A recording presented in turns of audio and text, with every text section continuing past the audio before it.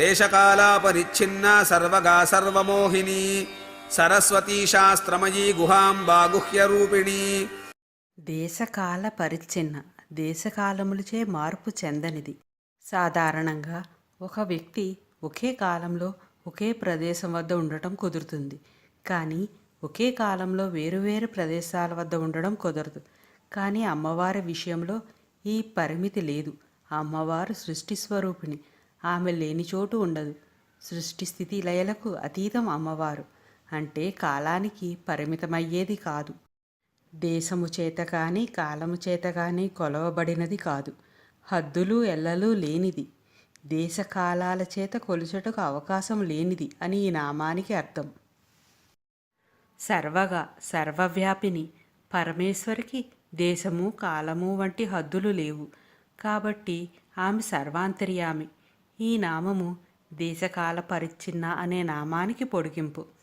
అమ్మవారు సర్వత్రా సర్వకాలాలలోనూ అంతర్యామిగా ఉంటుంది. అన్నింటా ఉంటూ అన్నింటినీ గమనిస్తూ అన్నింటిలోనూ సంచరిస్తూ ఉంటుంది.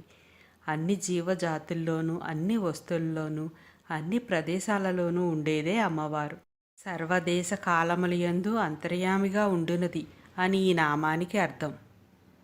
సర్వమోహిని అందరినీ మోహింపచేయునది.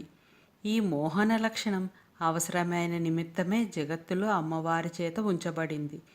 తల్లిదండ్రులు తన పిల్లల ఆరోగ్యం గురించి వారి రక్షణ గురించి నిరంతరం తపిస్తూ ఉంటారు. అంత్యకాలంలో ఈ బంధాలు అశాశ్వతమని మోహ విముక్తులవుతారు. ఎంతవరకు మోహము మాయ అవసరమో అంతవరకు దాని యందు ఉంచి తర్వాత విముక్తులను చేసే కరుణాస్వరూపిణి అమ్మవారు. జీవులందరినీ ఈ మోహంతో తన వశంలో పెట్టుకునే అమ్మవారు సర్వవశంకరి, సర్వమోహిని అనే పేర్లతో పిలువబడుతుంది. ఆకాశం నీలంగా ఉన్నట్లు కనబడుతుంది. నిజానికి అక్కడ అలాంటి రంగు ఉండదు. ఈ మోహినీదేవిని ఈ ఆకాశ నీలవర్ణ దేవతగా చెప్తారు. ఈ మోహినీదేవినే శ్యామల అని కూడా అంటారు. సర్వప్రపంచమును మోహింపచేయునది అని ఈ నామానికి అర్థం. సరస్వతి విద్యాస్వరూపిణి. అమ్మవారు జ్ఞానదేవత అయిన సరస్వతి రూపంలో ఉంటుంది. బ్రహ్మమే జ్ఞానస్వరూపం. ముందు నామంలో చెప్పినట్లు పిల్లలపై మిక్కిలి గారంతో వారి భవిష్యత్తు పాడు చేయకుండా జ్ఞానముతో పిల్లల రక్షణ పోషణ బాధ్యత నిర్వహించేట్టు చేయగల శక్తి స్వరూపం అమ్మవారు. సరస్వతి ఎటువంటి భ్రమల్లోనూ మోహాల్లోనూ పడకుండా జ్ఞానాన్ని ప్రసాదించే అమ్మవారి ఇంకో శక్తి లక్షణాన్ని సూచిస్తుంది. మాయా భ్రమల వల్ల ప్రజలు భవబంధాలనే అజ్ఞానంలో చిక్కుకుంటారు. ముందు చెప్పిన నామం వల్ల అమ్మవారే మాయామోహాలు గురి చేస్తుంది కదా అనే అనుమానం రావచ్చు. భవబంధాల వల్ల కర్మ విముక్తి అవుతుంది. కర్మ విముక్తి అయినప్పుడు మాత్రమే పరబ్రహ్మం చేరగలం. ఇట్టి జ్ఞానం అమ్మవారి వల్ల మాత్రమే కలుగుతుంది. శాస్త్రమయి శాస్త్ర స్వరూపిణి. ఏదైనా ఒక విషయం నిర్ధారణ చెయ్యాలంటే అది శాస్త్రాల ఆధారంగానే జరుగుతుంది. అన్ని శాస్త్రాలు పరమేశ్వరి నుంచి ఉద్భవించాయి కాబట్టి ఆమె శాస్త్రమయి అనబడుతోంది. సర్వశాస్త్రాలలోనూ నిండి ఉన్నది అని ఈ నామానికి అర్థం. గుహాంబ కుమారస్వామి తల్లి. హృదయం అనే గుహలో ఛాయారూపంలో ఉండేది. గుహ అంటే కార్తికేయుడు లేదా సుబ్రహ్మణ్యుడు మరియు అంబ అంటే తల్లి. ఆమె కార్తికేయుని తల్లి. సుబ్రహ్మణ్యుడు లేదా స్కందుడు శివపార్వతుల కుమారుడు. గుహుడు అనే రాక్షసుని నాశనం చేయడానికి జన్మించాడు సుబ్రహ్మణ్యుడు. అందువల్ల గుహానామం సుబ్రహ్మణ్యునికి వచ్చింది. రాక్షసులు అంటే చెడు పనులు లేదా చెడు పనుల్లో పాల్గొనే వ్యక్తులు. గుహా శబ్దం పరావాక్కును కూడా సూచిస్తుంది.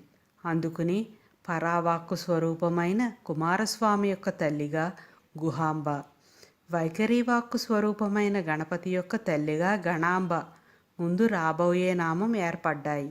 గుహ అంటే హృదయం, అదే దహరాకాశం అని అర్థం. అమ్మవారు హృదయం సూచించే అనాహత చక్ర అధిష్టాన దేవత అని గుహాంబకి అర్థం చెప్పుకోవచ్చు. గుహ్య రూపిణి రహస్యమైన రూపం కలిగినది. అమ్మవారిని సూటిగా దర్శించలేము, జ్ఞాన దృష్టికి మాత్రమే అమ్మవారు గోచరం అవుతుంది. స్థూల దృష్టికి గోచరం కాదు. జ్ఞాన సంబంధమైన వేదాంగాల్లోనూ శాస్త్రాలలోనూ బ్రహ్మసూత్రాదులలోనూ సూక్ష్మముగా ప్రతిపాదింపబడినది కాబట్టి అమ్మవారు గుహ్య రూపిణి అవుతుంది. దేశకాలాపరిచ్ఛిన్నా సర్వగా సర్వమోహిని సరస్వతీ శాస్త్రమయీ గుహాంబా గుహ్యరూపిణి సర్వోపాధి వినిర్ముక్త సదాశివపతివ్రత సంప్రదాయేశ్వరీ సాధ్వీ గురుమండల రూపిణి. ఉపాధి వినిర్ముక్త, ఏ రకమైన శరీరము లేనిది. సర్వము అంటే మొత్తం, ఉపాధి అంటే పరిస్థితులు లేదా లక్షణాలు, మరియు వినిర్ముక్త అంటే స్వేచ్ఛ. ఈ నామం ఆమె ఈ ఉపాధులన్నింటికీ అతీతమైనది అని తెలియజేస్తుంది. బ్రహ్మం అన్ని ఉపాధులకు అతీతమైనది అని, అద్వైతమూర్తి అని అర్థం. మునుపటి నామాలు ఆమె లక్షణాలను తెలుపుతూ సరస్వతి, గుహాంబ అని ఒక రూపము ద్వారా ఆమెను వ్యక్తపరిస్తే, ప్రస్తుత నామం ఆమె అన్ని రూపాలకు అతీతమని, పరబ్రహ్మ స్వరూపమని తెలియజేస్తుంది. అన్నిటి రూపంలోనూ ఉంటూ అన్నింటికీ అతీతంగా ఉండేది. సదాశివ పతివ్రత, శివుని భార్య. శివునికి అనేక రూపాలు ఉన్నాయి. వాటిలో ఒకటి సదాశివ రూపం. సదాశివ అంటే ఎల్లప్పుడూ మంగళకరమైన వాడు అని అర్థం. శివుని యొక్క అన్ని రూపాలలో సదాశివ రూపం అత్యున్నతమైనదిగా పరిగణించబడుతుంది. ఎందుకంటే ఆయన మహాప్రళయం తర్వాత జరిగే పునఃసృష్టికి కారణం. శివునియందు జీవితం వ్రతముగా కలిగినది అమ్మవారు. అందుకని సదాశివ పతివ్రత. శివునితో పూర్తిగా అన్ని విధాల అనుబంధాన్ని, సంబంధాన్ని కలిగి ఉన్నది అమ్మవారు. రూపములోను, నామములోను, పంచకృత్యాలలోనూ, ఇలా అన్నింటిలోనూ సామ్యం, సర్వసమానత్వము గలది అమ్మవారు.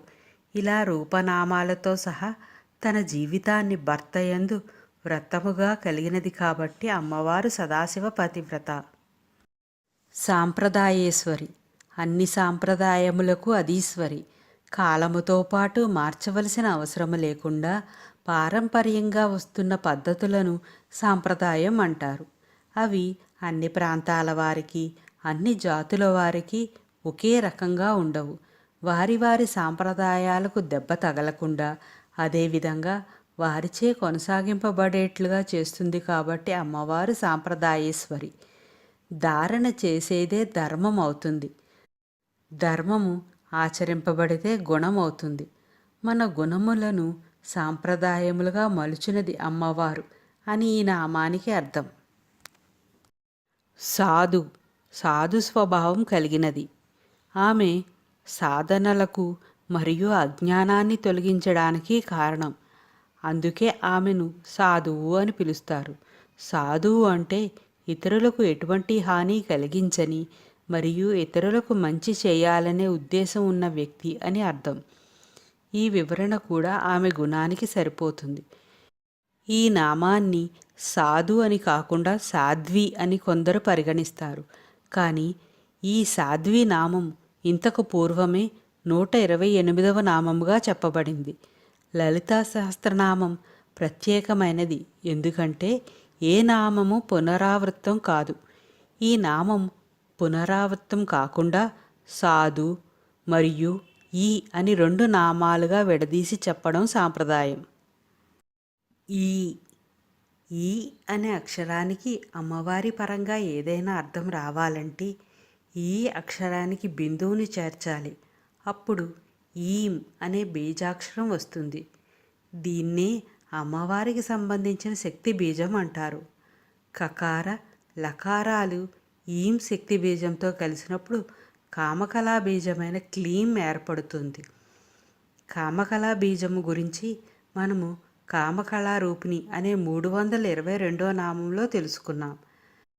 కకార రకారాలు ఈం శక్తి బీజంతో కలిసినప్పుడు ఆయుధాల్లో శూలాన్ని, గుణాలలో పరాక్రమాన్ని సూచించే అమ్మవారి క్రీం అనే కాళికా బీజం ఏర్పడుతుంది.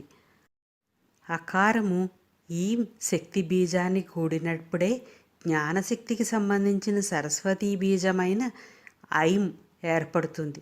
లక్ష్మీ బీజం కూడా దీనితోనే ఏర్పడుతుంది. అన్నింటికీ ఈం పరిపూర్ణ శక్తినిచ్చే బీజాక్షరం కాబట్టి దీనికి మాతృకావర్ణమైన ఈ అనే ఏకాక్షరాన్ని అమ్మవారి ఒక నామంగా స్తోత్రంలో చెప్పడం జరిగింది. శక్తి బీజ మాతృకావర్ణాన్ని లేదా శక్తి బీజ అక్షరాన్ని ఈ నామం సూచిస్తుంది. గురుమండల రూపిణి, గురు పరంపరా స్వరూపిణి. ఆది గురువు సదాశివుడు లేదా నారాయణి నుండి వ్యక్తిగత గురువు వరకు పనిచేసే గురు పరంపరను గురుమండలం అంటారు. అందుకే నారాయణ లేదా సదాశివ సమారంభాం, శంకరాచార్య మధ్యమాం, అస్మదాచార్య పర్యంతాం వందే గురు పరంపరాం అనే శ్లోకంలో గురు పరంపర ప్రసక్తి స్మరణ చేయబడింది. ఈ గురు పరంపరలో గురువులందరి రూపంలోనూ అమ్మవారే పనిచేస్తుంది. ప్రతి శ్రీ విద్యా విద్యార్థికి 3 వర్గాల గురువులు ఉంటారు. గురువు, పరమ గురువు అంటే గురువు యొక్క గురువు, మరియు పరమేష్టి గురువు అంటే పరమ గురువు యొక్క గురువు. నవావరణ పూజా సమయంలో ఈ గురువులందరినీ అనేక ఇతర గురువులతో పాటు పూజిస్తారు. ఈ నామం ఆమె గురుమండల రూపంలో ఉందని చెబుతుంది. గురువు మరియు లలితాంబిక మధ్య తేడా లేదు. శ్రీ విద్యను యోగ్యుడు అగు గురువు యొక్క మార్గదర్శకత్వంలోనే అధ్యయనం చెయ్యాలి. యోగ్యుడు అయిన గురువు అమ్మవారి అనుగ్రహం ఉంటేనే లభిస్తారు. సర్వోపాధి వినిర్ముక్త సదాశివ పతివ్రత సంప్రదాయేశ్వరీ సాధ్వీ గురుమండల రూపిణి